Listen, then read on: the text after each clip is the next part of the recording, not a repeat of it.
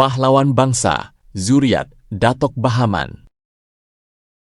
Abu Sama Muhammad Kasim adalah cicit sepupu Datuk Bahaman. Beliau dilahirkan pada bulan Februari 1926 di Semantan, Temerloh, Pahang. Ayahnya Muhammad Kasim adalah cucu sepupu Datuk Bahaman.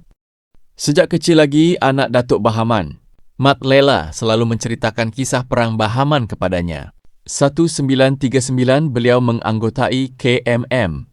1940 beliau menyertai Federated Malay States Volunteer Force berpangkat Lance Corporal. Tahun 1943 menjadi anggota pasukan He Ho Jepun di Singapura berpangkat Sarjan. Bulan Mac 1945, beliau melarikan diri balik ke Semantan dan berhubung dengan pasukan TAJRM.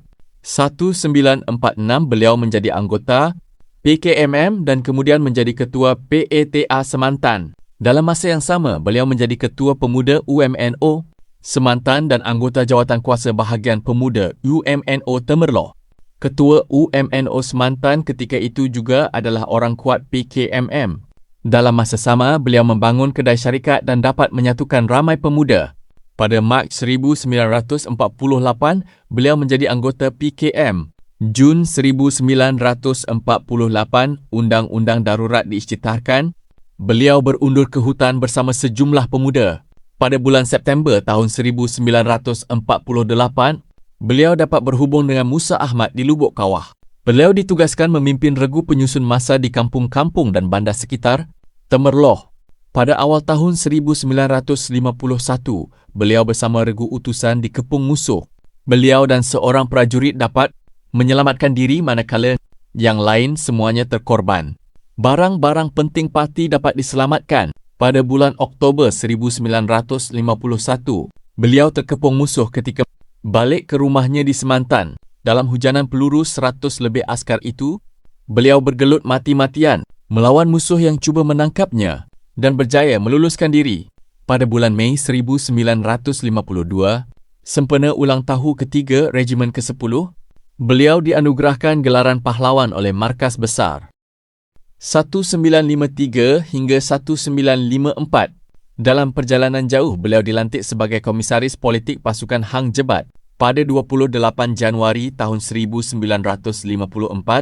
beliau memimpin satu regu menyerang hendap pasukan Golden British di Sungai Sekam Cameron Highlands, membunuh sejumlah musuh. 1955 beliau memimpin regu penyusun massa di kawasan Sempadan.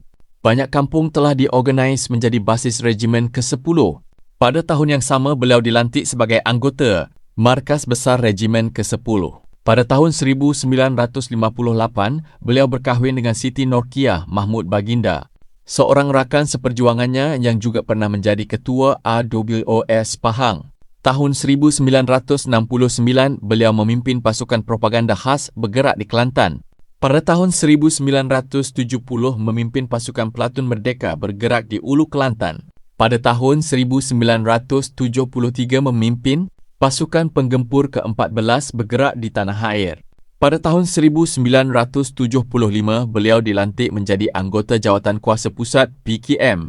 Di samping itu beliau juga dilantik sebagai Komisaris Politik Kompeni ke-21 yang juga merupakan pasukan induk Regimen ke-10.